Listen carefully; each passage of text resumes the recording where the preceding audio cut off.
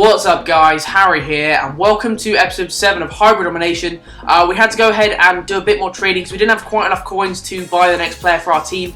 We did a bit of trading in the BPL. BPL is a great league to trade with because all the players sell on very quickly. For example, all these players I listed here sold on within 10 or 5 minutes or 5 or 10 minutes, which is very, very good to see. That's something you always have to look out for when you're trading. You have to consider how long it will take for the player to sell.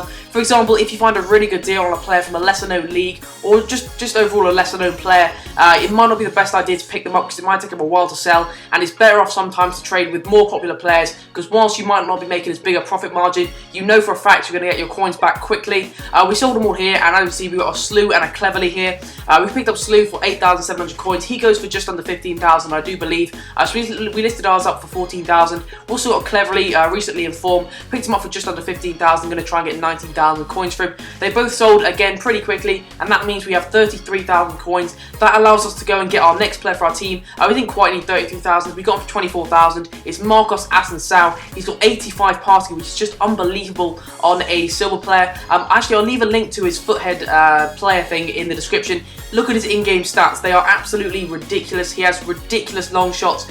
All in all, just a fantastic player. That's the final team there, by the way. I do admit it's not the best hybrid. There's 6 Brazilians in there, I do believe, which kind of makes it a bit of a bad hybrid. But even so, it looked like a fun team to play with, so I wasn't going to say no. The first team we came up against was in Division 4. We're playing against this guy here who has a full League 1 side. Although I wasn't too worried about the team, it didn't have the greatest chemistry. It was still a full gold team against my silver team, and that was shown in this game, to be honest. He takes the lead there with Yannick, and then this is quite a lucky goal here. Deflections all over the place. It falls back to Aubameyang, the pacey striker, who manages to finish it off, giving him a 2-0 lead.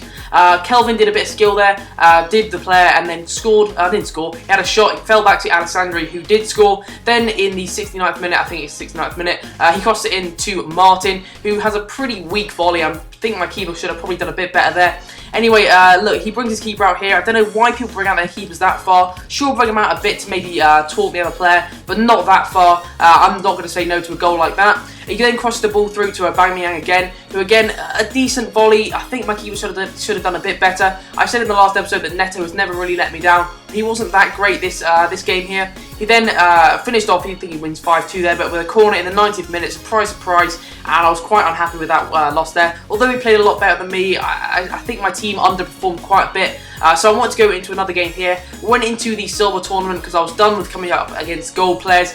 We came up against this guy here, Brookies11. He has got a sweaty Pro League side.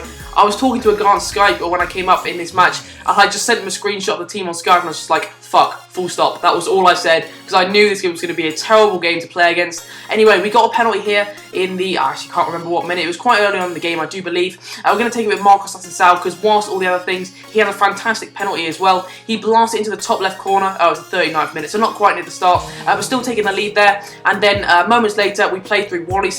I do love Wallison, I'm sure you all know from my review of him. He knocks it past the keeper and finishes it into the net. A very good finish there. Wallison's never going to miss an easy goal like that. We held on to the 2-0 lead all the way through the second half, but then he tramps it across in the 90th minute to Shite to bring it back to 2-1. I wasn't too worried at this point because I knew I could probably hold on to this lead, but even so, we went straight on the attack after the kickoff. Actually, we didn't. We passed it around the back a bit first, but I'm going to show you this whole sequence here because I rarely scored decent passing goals, but as you see here, Andre Martin's a lovely 1-2 with Kelvin, then Wallison plays him through, and look at this for a great finish on his weaker foot into the top left corner. I was so happy with that went in because, as I said, I don't often score nice passing goals, but that's how the game ends. 2 goals were scored in the 90th minute. I say no more on that, but a 3-1 win, and that means we can head into the second round or the quarterfinals of the tournament. But that is it for this episode. I hope you guys have enjoyed. Sorry it was a bit short. Hopefully you don't mind though. If we can get to 50 likes, that would be absolutely awesome. It would mean a lot, and I will see you guys next time.